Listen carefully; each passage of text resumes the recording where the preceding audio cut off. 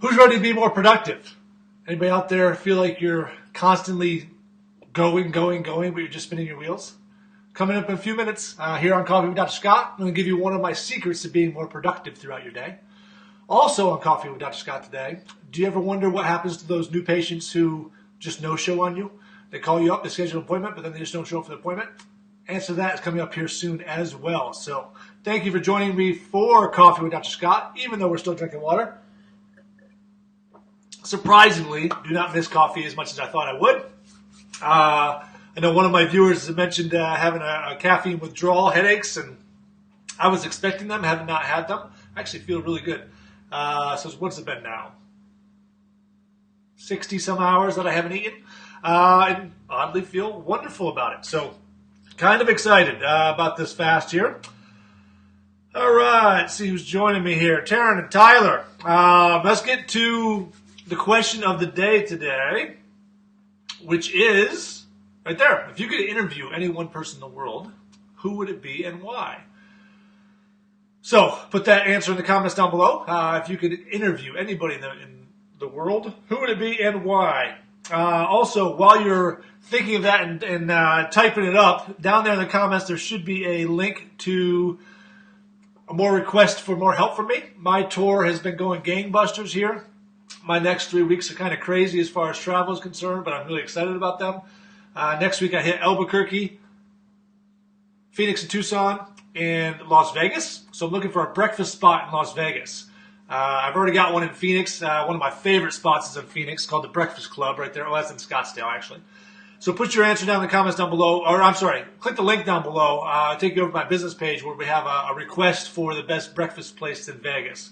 So there it is. Just popped up on the screen there. So show me your best breakfast place in Vegas. Put that in the comments down below. The week after that, I head out to New York City, Philadelphia, and then D.C., Baltimore. So I'm going to be asking for those things next week. I'm going to be asking for some help there. And the week after that, I head down to the south. So, week after that, I head out to South Bend, Indiana. And the week after that, I head down to the south, New Orleans, all the way through Alabama.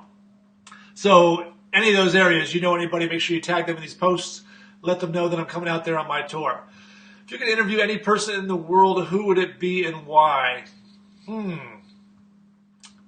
I didn't get a chance to answer that question, so let's see if no one else has posted there yet. I'm going to come back to that one. I didn't look at that question before I started today. Didn't have a chance to prepare, but neither do you when I ask you the question, do you? I'm going to come back to that. I'm going to wait for a few of your answers here first and come back to it. So, who's ready to hear about those no-show patients and the referral killers? That's coming up in a few minutes. But first, do you plan out your day and still don't find yourself to be as productive as you'd like?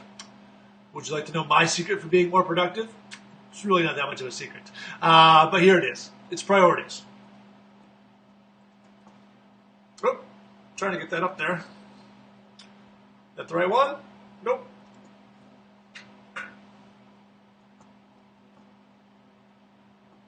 Now I can't get number 2 to come up. There we go. Priority. No. Sorry, people. There it is. So, priorities. Most people that I talk to make everything a priority. Every task they have to do, every project, every little menial thing that they have on their to-do list gets equal priority. And that's the reason that productivity goes out the window. And again, I see it a whole bunch when I'm traveling around doing on-sites. People have a list of things to do, and they just pick one, and they go about it, and they don't prioritize it all. Think about it. Is checking your email of the same importance as training your staff? Is sending a thank you note to some person as important as reviewing your new patient procedures and making sure that they're top-notch? I see people who are so busy, doing the things all day long, they don't have time for the important stuff, but it's because they didn't make time for the important stuff. These same people, when I shoot them an email, they respond like that because they get a notification on their phone. They respond immediately. They get distracted by all their priorities. Not everything on your to-do list should have the same priority level. Quite honestly, not everything on your to-do list should be on your to-do list. Not everything has to be done. There are several things that you could just not do that you feel like are important or urgent, that you spend a bunch of time on and allow to distract you. that if you didn't do it all, nothing bad would happen. I know Tim Ferriss, in one of his blog posts, talks about the art of letting bad things happen. Sometimes it's okay for those bad things to happen, to not get something done and let that happen, to take care of your priority. Again, I get called out on these on-sites to come evaluate something. I find out that someone has put no attention towards the new patient procedures at all. Practice is struggling or suffering. But again, they respond very quickly to things. They take care of all the other things that are menial, but they don't have time to sit there and actually focus on the things that are going to help their practice to succeed, help them to make more money, help more patients.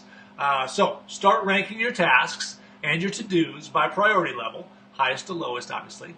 Focus on the highest ones first, and I guarantee you'll see more productivity. We talked about that a little bit during our morning routine challenge, and the fact that if the first thing you do in the morning is your highest priority levels, you'll get a lot more done. At least you'll feel like you accomplished something. You're moving towards your goal.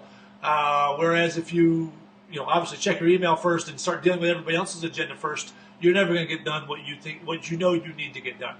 So, priorities. Set your priorities. You will see your productivity soar. Let's see. Nobody's jumped on here and answered yet about the. Now I can't think of what it is. Person you'd interview. Who would that be? I don't know where that one is. My links seem to be bad today. Referral Killers coming up next. I had these all wrong. There we go. Question of the day. If you could interview any one person in the world, who would it be and why? I'm still not sure. I don't want to think here in front of you. If you have one, put it in there. But let's get to new patient no-shows. So if you've ever wondered what happens to all those new patient no-shows, I'm about to tell you. They went down the street to what you might consider to be, for what you might consider to be one of the silliest of reasons, and to other doctors who are probably far inferior to yourself. We talked yesterday about the consumerism continuum, from completely appalling practices to ones that just knock your socks off.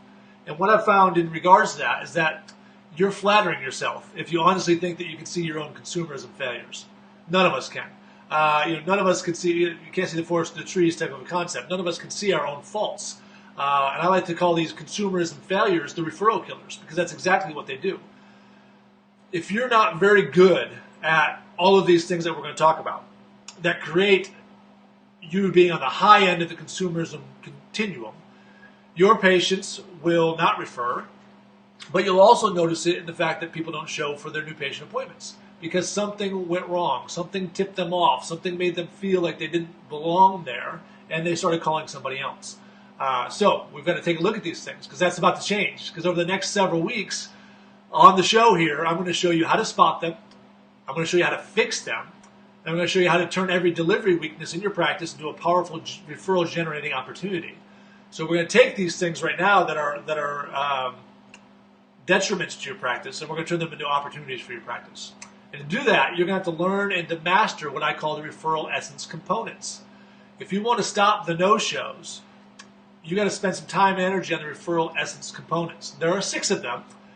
They constitute the fundamentals and the framework of the referral mastery program that we're going to be working on here over the next 6 weeks. So those 6 components are, that's exactly what I'm going to introduce you to all tomorrow on tomorrow's show. I'm going to say those tomorrow. I'm going to break down the 6 components tomorrow, the 6 referral essence components. I'm going to show you how to move your practice from appalling, if it's there, somewhere in the middle, if it's there, all the way up to being one of those optimum practices that gets referrals easily, naturally. It's hard to say naturally because obviously it takes work to get there. Once you get there, they are natural, but it does take some work and some effort. And again, I talked about it yesterday being easy. It's not easy creating all of this, but once you get there, it's self-sustaining. It creates a lot of leverage for you, and that's what we're going to work for in your practice. So let's see. We do have an answer here. Taryn says, I would choose probably my great-great-grandmother. Love to hear more about her life. She was a Cherokee Indian. I never met her, but her life sounds fascinating. That actually is a really cool story. I don't know if I have any of that. I did just find out on St. Patrick's Day that my great-great-grandfather came over from Ireland and then Americanized the name Dorrity to make it what it is. So that is an interesting one, Taryn. Thank you for that.